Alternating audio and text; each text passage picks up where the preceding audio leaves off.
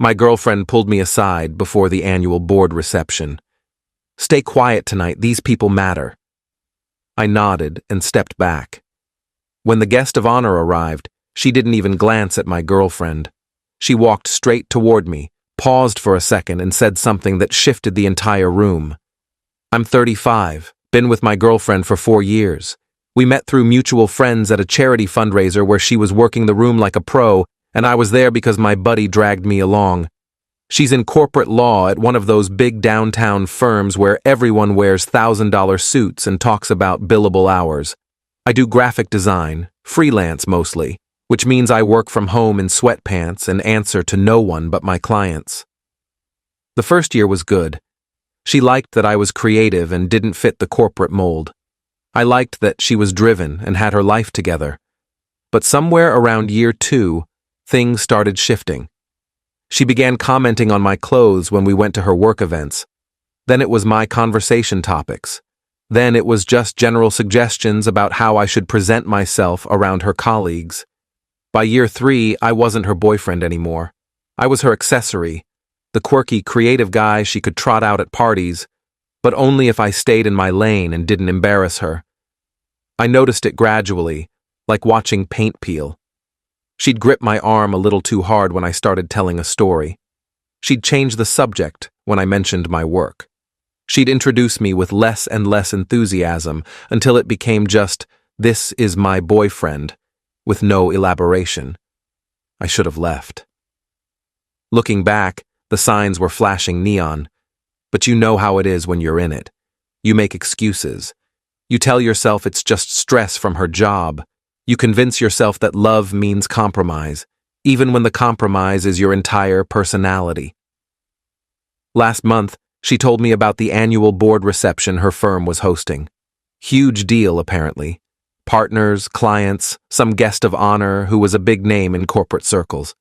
She'd been stressed about it for weeks, planning her outfit, rehearsing talking points, strategizing who she needed to network with. 2 days before the event, we were having dinner at her place when she brought it up again. "I need you to understand how important Friday night is," she said, not looking up from her salad. "This could make or break my partnership track." "I get it," I said. "You've mentioned it." "I'm serious. The guest of honor is going to be there. She sits on the board of 3 Fortune 500 companies. Having her notice me could change everything." "Okay, what do you need from me?" She finally looked at me. "I need you to be on your best behavior. Dress appropriately. Don't talk about your work unless someone specifically asks. And please, please, don't try to be funny." "I'm not allowed to have a personality?" "That's not what I said." "It's what you meant." She sighed, that exasperated sound she'd been making more and more lately. "Can you just do this for me? One night. That's all I'm asking." I should have said no. Should have told her that if she was embarrassed by who I was, we had bigger problems. But I didn't. I just nodded and finished my dinner in silence. The night of the reception, I put on the suit she'd picked out. Charcoal gray, crisp white shirt, burgundy tie. I looked like every other guy who'd be at that event, which was probably the point. She inspected me when I came out of the bedroom, adjusting my collar and smoothing my lapels like I was a mannequin. "Remember what we talked about?" she said as we headed out. "Stay quiet and look pretty. Got it. Don't be like that." We took a car service to the hotel. The entire ride she was on her phone, texting colleagues and checking the guest list. She didn't say a word to me until we pulled up to the entrance. The reception was in a massive ballroom with floor-to-ceiling windows overlooking the city, chandeliers, ice sculptures, waiters circulating with champagne and hors d'oeuvres. Classical music played softly in the background. It was the kind of event where everyone looked important and acted like they'd rather be anywhere else. My girlfriend went into full networking mode the second we walked in. She worked the room with precision, stopping to chat with partners, laughing at unfunny jokes, touching people's arms in that calculated way that's supposed to seem genuine. I followed a few steps behind, smiling when appropriate, shaking hands when introduced, saying as little as possible. About 30 minutes in, she pulled me aside near the bar. Her smile vanished the second we were out of earshot. "Stay quiet tonight," she said, voice low and urgent. "These people matter." I haven't said anything. Good. Keep it that way. The guest of honor should be arriving soon, and I need to make the right impression. What do you want me to do? Just stand back, look supportive. Don't insert yourself into conversations. I felt something cold settle in my chest. You want me to be invisible? I want you to be aware of the situation. This isn't about you. It never is. Her eyes flashed. What's that supposed to mean? Nothing. I'll stay quiet. She studied my face for a moment, like she was trying to determine if I was being sarcastic. Then she squeezed my arm and walked back into the crowd. I grabbed a whiskey from the bar and found a spot near the windows where I could watch without being noticed. The guest of honor arrived about 20 minutes later. The energy in the room shifted immediately. Conversations got quieter. People started gravitating toward the entrance. I saw my girlfriend position herself strategically near the door, adjusting her dress and practicing her smile. The woman who walked in was probably late 50s, wearing an elegant navy dress and carrying herself with the kind of confidence that doesn't need to announce itself. She had short silver hair and sharp eyes that seemed to take in everything at once. People approached her immediately, but she handled them with polite efficiency, shaking hands and moving forward without getting trapped in conversation. My girlfriend stepped into her path, extending her hand with that practiced smile. I saw her mouth moving, saw the woman nod politely. Then something strange happened.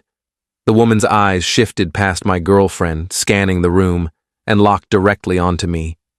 She walked past my girlfriend, just walked right past her like she wasn't there. The crowd parted as she crossed the ballroom, and I realized she was coming straight toward me. I glanced behind me, thinking maybe she was looking at someone else, but there was just the window. She stopped about 3 feet away, studying my face with an intensity that made me uncomfortable. The people nearby had gone quiet, watching. "I know you," she said. "I don't think so," I managed. "We've never met." "No, but I know who you are." She took a step closer. "You're the graphic designer, the one who did the campaign for the environmental nonprofit last year." I blinked. "How did you—" "I'm on the board of that nonprofit. I saw your work. It was exceptional, bold, authentic, nothing like the corporate nonsense we usually see." She smiled. "I've been trying to track you down for months. My assistant couldn't find any contact information beyond your old website.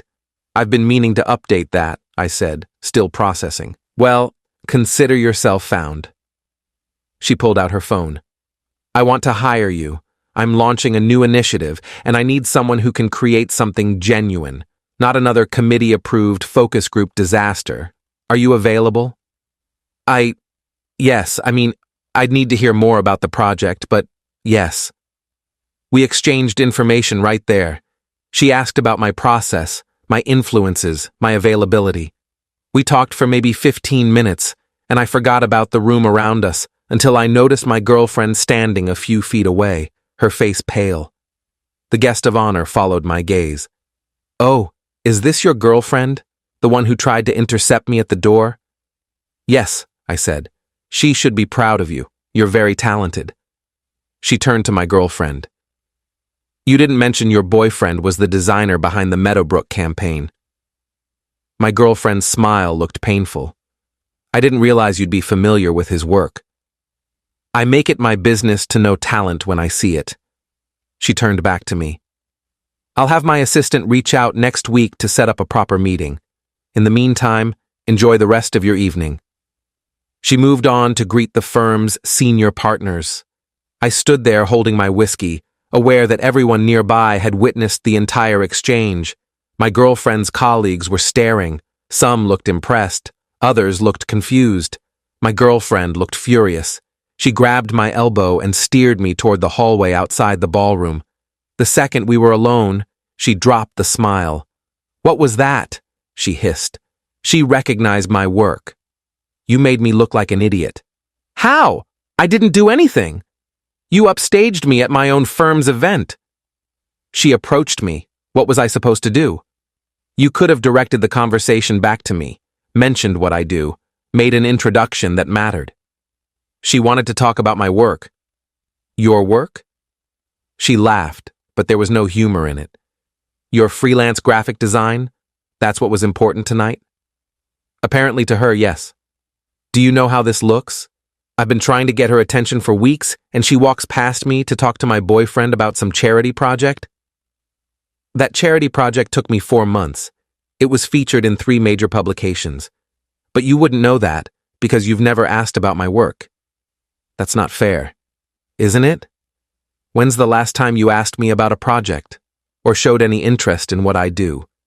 You treat my career like it's a hobby that's slightly embarrassing. That's not true.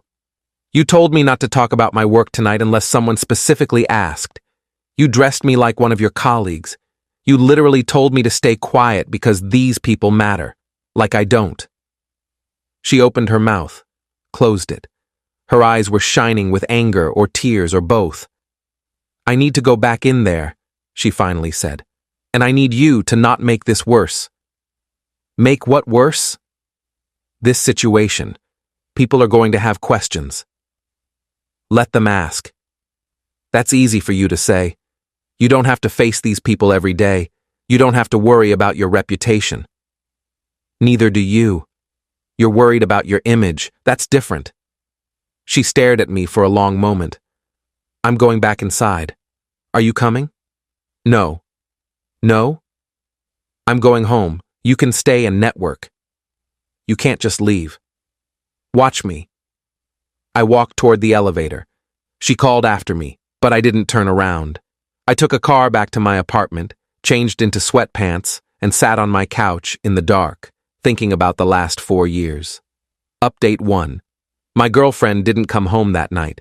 She texted around midnight saying she was staying at her place and we'd talk tomorrow. I didn't respond. The next morning, I woke up to an email from the guest of honor's assistant. They wanted to schedule a video call for Monday to discuss the project in detail. The scope was bigger than I'd expected, a full rebrand for a new foundation, plus ongoing creative direction, the kind of project that could change the trajectory of my career. I was still processing that when my girlfriend showed up at my apartment around 10 a.m. She looked tired, like she hadn't slept. She came in without being invited and sat on my couch. We need to talk, she said. Okay. Last night was a disaster. For you, maybe. She looked up sharply. What's that supposed to mean? I got offered a major project from someone who actually respects my work. Seems like a pretty good night from where I'm sitting. While humiliating me in front of my entire firm. I didn't humiliate you. You humiliated yourself by treating me like I was someone you needed to manage instead of someone you're supposed to support. I was trying to help you navigate that environment. I don't need help navigating. I need a girlfriend who's proud of me. I am proud of you. Are you? Because you've spent 4 years trying to minimize who I am, making me smaller so you can look bigger. She was quiet for a long moment. That's not what I was doing. Then what were you doing? I was trying to protect you. Those environments can be cutthroat. I didn't want you to get hurt. By doing what? Having a conversation? Being myself? The only one who's hurt me in this relationship is you. Her face crumpled. That's not fair. You know what's not fair? Being told to stay quiet because the people around you matter more than I do. Being dressed up like a doll because my actual style is embarrassing. Being treated like your success and my success can't coexist. I never said that. You didn't have to.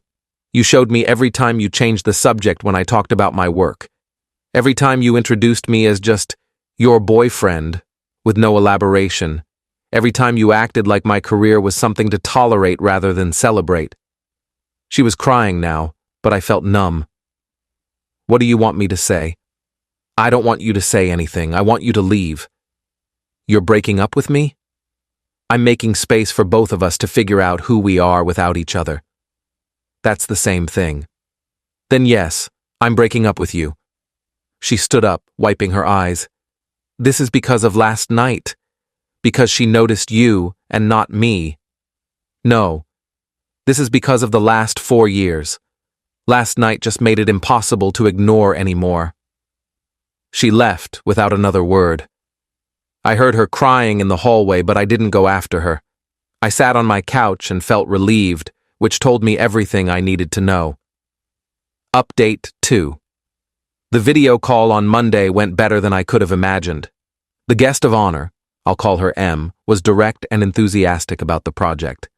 She wanted something bold, something that would cut through the noise of typical nonprofit marketing.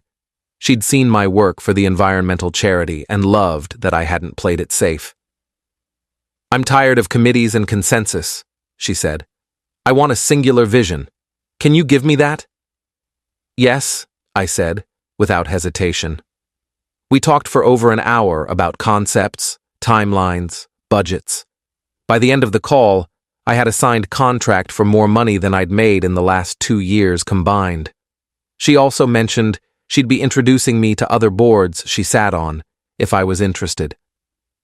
I know talent when I see it, she said, and I know how to recognize when someone's been underestimated. Don't let anyone make you smaller than you are. I thought about my ex-girlfriend and nodded. Over the next few weeks, word spread about the project. Other organizations started reaching out. My inbox filled with opportunities I would have killed for a year ago. I updated my website, raised my rates, started being more selective about clients. For the first time in years, I felt like I was building something real. My ex texted occasionally, first with apologies, then with questions about whether we could talk, then with updates about her life that I didn't respond to. I finally blocked her number after she showed up at my apartment one evening, drunk and crying about how she'd made a mistake. I just wanted you to fit in, she said through the door. I thought I was helping. I don't need to fit in, I said. I needed you to believe in me. She left. I heard from a mutual friend later that she'd told people we broke up because I was too focused on my career. The irony wasn't lost on me.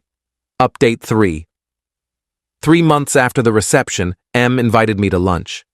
She wanted to discuss expanding our working relationship, but she also wanted to tell me something. I knew exactly who you were when I walked into that room, she said. I'd already decided I wanted to hire you. But when I saw your girlfriend trying to position herself to intercept me, I got curious. Curious how? About what kind of person would date someone with your talent and then try to keep you in the background.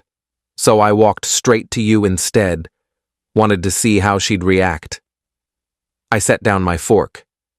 You did that on purpose? I did. And I'm not sorry. That woman was never going to appreciate you. She was too busy building herself up to notice she was tearing you down. You could have just hired me normally. I could have. But you needed to see what it looked like when someone valued your work.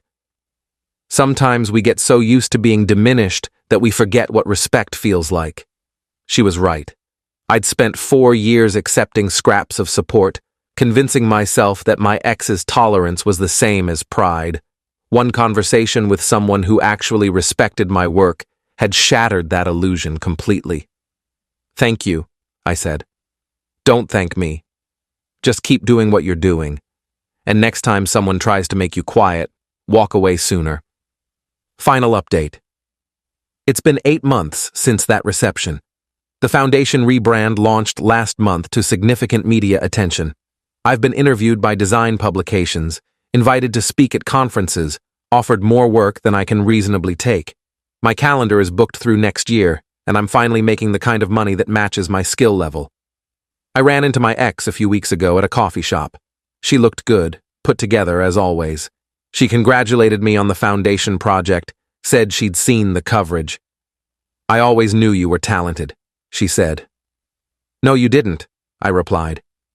You knew I was talented, but you didn't think it mattered. There's a difference. She didn't argue. We made awkward small talk for a few minutes, then went our separate ways. I heard from that same mutual friend that she'd made partner at her firm. Good for her. I hope she finds someone whose success doesn't threaten her own. As for me, I'm good. Better than good. I'm working on projects I care about, with people who value what I bring to the table. I'm dating someone new, a photographer who gets excited when I talk about typography and color theory. We celebrate each other's wins instead of competing for space. I learned something important from all this. You can't build a life with someone who needs you to be smaller. Real love doesn't ask you to stay quiet. It doesn't require you to dim your light so someone else can shine. It amplifies you. It celebrates you. It creates space for both people to grow. M was right. Sometimes you need someone to show you what respect looks like before you realize how long you've been living without it. I'm grateful for that reception, for that moment when someone walked across a room to acknowledge my work instead of expecting me to hide it. I'm grateful I finally learned to take up space,